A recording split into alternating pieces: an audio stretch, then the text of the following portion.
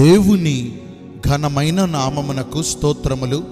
ఈ వాగ్దానమును వింటున్న మీకందరికీ మన ప్రభువును ప్రియ రక్షకుడైన యేసుక్రీస్తు నామములో శుభములు, మా హృదయపూర్వకమైన వందనములు. ఈరోజు మీ కొరకైన దేవుని వాగ్దానము యెషయా గ్రంథము 43వ అధ్యాయము 19వ వచనము. ఇదిగో నేనొక నూతన క్రియ చేయుచున్నాను. మంచి దేవుడైన యేసయ్య ఈ మంచి వాగ్దానమును నేడు మనందరి జీవితములలో నెరవేర్చునుగాక. ఆమేన్. ఈ వాగ్దానాన్ని మనము పరిశీలిస్తే సర్వోన్నతుడైన దేవుడు మన పక్షమునందుండి మనము అనుభవించే ప్రతి వేదనలను, ప్రతి కొరతలను, ప్రతి బాధలను, మనమున్నటువంటి ప్రతి బంధకాలలో నుండి ఆయన మనలను విమోచించి మనందరినీ ప్రేమించి మనందరి ఎడల ఒక గొప్ప నూతనమైన కార్యములను ఆయన చేయుచున్నారు. అది ఎప్పుడో జరగటం కాదండి, అది ఈరోజే, ఈ క్షణమే, ఇప్పుడే అది మన జీవితాలలో ప్రారంభించబడుతుంది. నమ్మిన వారు ఒక్కసారి ఆమేన్ పలుకుతారా? అయితే ఆయన మనలను ప్రేమించి మన జీవితాలలో చేసే ఆ నూతనమైన కార్యాలు ఎలా ఉండబోతున్నాయంటే, ఆయన అరణ్యములో త్రోవను కలుగజేయబోతున్నాడు. అరణ్య మార్గం అంటే మనకు తెలియందేముందండి? అన్ని గుబురుగా పెరిగిపోయిన చెట్లు, విష పురుగులు, భయంకరమైనటువంటి క్రూర మృగాలు, ప్రాణమునకు హాని తలపెట్టే జంతువులు మనకి కనబడుతూ ఉంటాయి. అలాంటి భయంకరమైన పరిస్థితులలో నుండి ఆయన మనకు తోడుగా ఉండి మన పక్షమందు మనలను చేయి పుచ్చుకుని నడిపించుచు మన కొరకు ఒక నూతనమైన మార్గాన్ని ఏర్పాటు చేస్తారు. అలనాడు దేవుని ప్రజలైన ఇశ్రాయేలీలు ఐగుప్తు దేశమును విడిచి వాగ్దాన భూమి కొరకు ప్రయాణం చేస్తూ ముందుకు సాగుతూ ఉండగా ఇంతలో వారికి ఎర్ర సముద్రము ఆటంకమైంది. వారు అన్ని వైపులా ఇరికించబడిపోయి సమస్యలలో చిక్కుబడిపోయారు.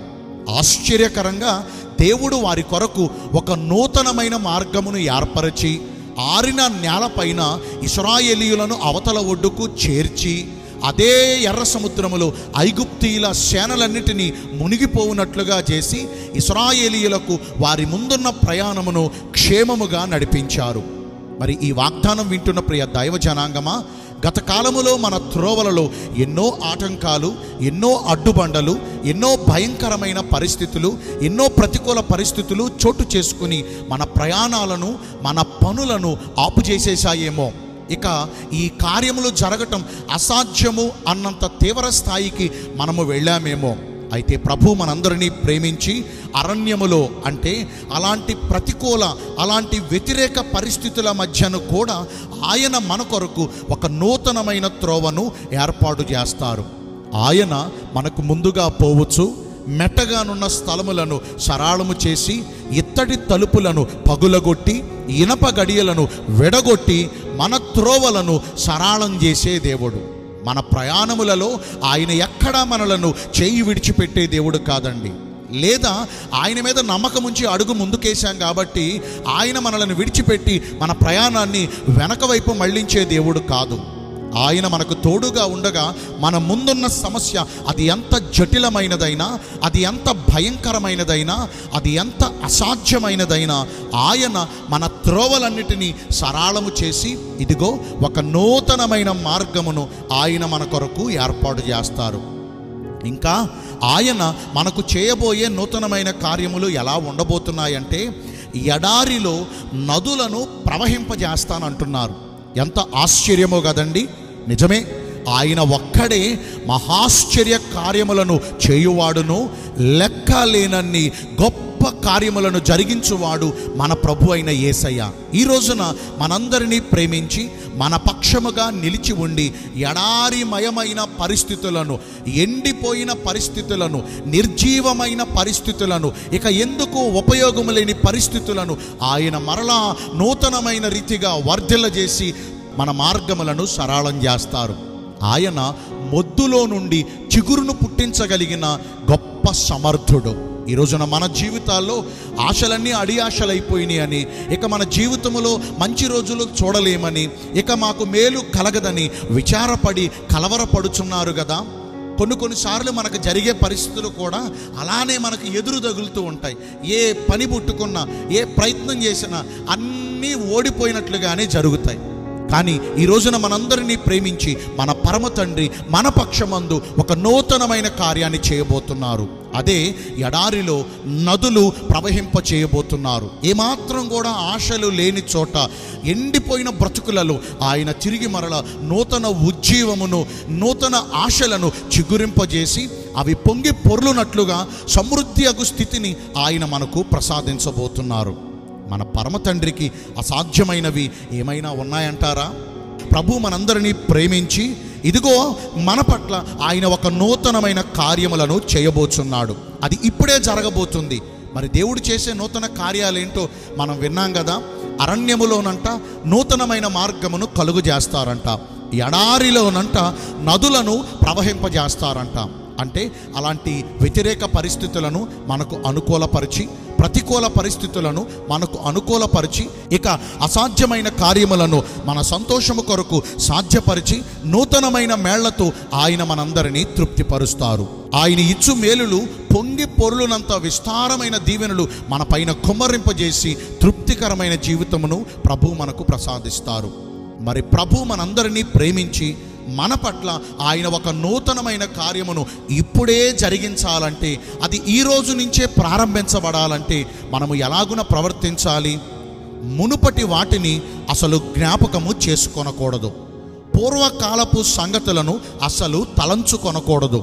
అంటే ఈ మాటలకు అర్థం ఏంటంటే, మనము విడిచిపెట్టిన పాపము జోలు ఇక మరి ఎన్నడూను తలెత్తకూడదు. మనము వదిలివేసిన పాత జీవితం జోలికి ఇంకా ఎన్నడూ వెళ్ళకూడదు. అపోస్తులుడైన పౌలు తన్ను తాను గురించి సాక్ష్యమిచ్చుకుంటూ ఇలాగున సెలవిస్తున్నాడు. ఒకప్పుడు పూర్వము నేను దూషకుడను, హింసకుడను, హానికరుడను, కానీ ఇప్పుడైతే ప్రభు అయిన క్రీస్తునకు నమ్మకమైన రాయబారిని అంటూ సాక్ష్యమిస్తున్నాడు. మరి ఒక్కొక్కసారి మన జీవితాల్లో కొన్ని పరిస్థితులు మనకు ఎదురైనప్పుడు మనలో ఉన్న పాత స్వభావాలు బయటకు వస్తూ ఉంటాయి, మనలో ఉన్న పాపపు ప్రేరేపణలు బయటకు వస్తూ ఉంటాయి. పౌలు భక్తుడు ఇలాగున మనకి సాక్ష్యం ఇస్తున్నాడు. నా క్రీస్తుకు నాకు ఏమేమి లాభకరముగా ఉన్నవో వాటన్నిటినీ నేను పెంటతో సమానముగా ఎంచుకున్నానని, ఇక వాటన్నిటినీ విసర్జించి విడిచిపెట్టానని అతడు సాక్ష్యమిస్తూ ఉన్నాడు. మరి ఈ రోజున దేవునికి నీకు, దేవునికి నాకు, దేవునికి మనకి ఆటంకముగా అడ్డుబండలుగా ఉన్న ఈ పాపదోష అతిక్రమ క్రియలను, దేవునికి ఇష్టము లేని, దేవునికి అసహ్యమైన కార్యములను, మన మునుపటి ఒకప్పటి జీవితమును, ఆయనకు ఇష్టము లేని ఈ పాత స్వభావాన్ని విడిచిపెట్టగలుగుతున్నామా?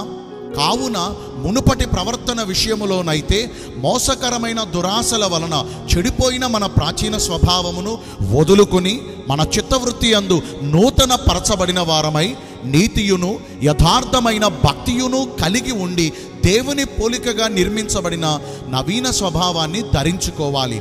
ఎందరైతే ఆ పాత వాటిని, వెనకటి వాటిని, ఆ విడిచిపెట్టిన పాపమును, ఆ వదులుకున్న ఆ పాత స్వభావాన్ని పూర్తిగా విడిచిపెట్టి నూతనమైన స్వభావాన్ని కలిగి ఉంటారో, నిశ్చయంగా దేవుడు ఇది మొదలుకొని అట్టి వారి జీవితములలో నూతనమైన కార్యములు, మునుపెన్నడూ మనము చూడనటువంటి, మునుపెన్నడూ మనము విననటువంటి ఆశ్చర్యాన్ని కలిగించే గొప్ప కార్యములను ఆయన మన పట్ల జరిగిస్తారు.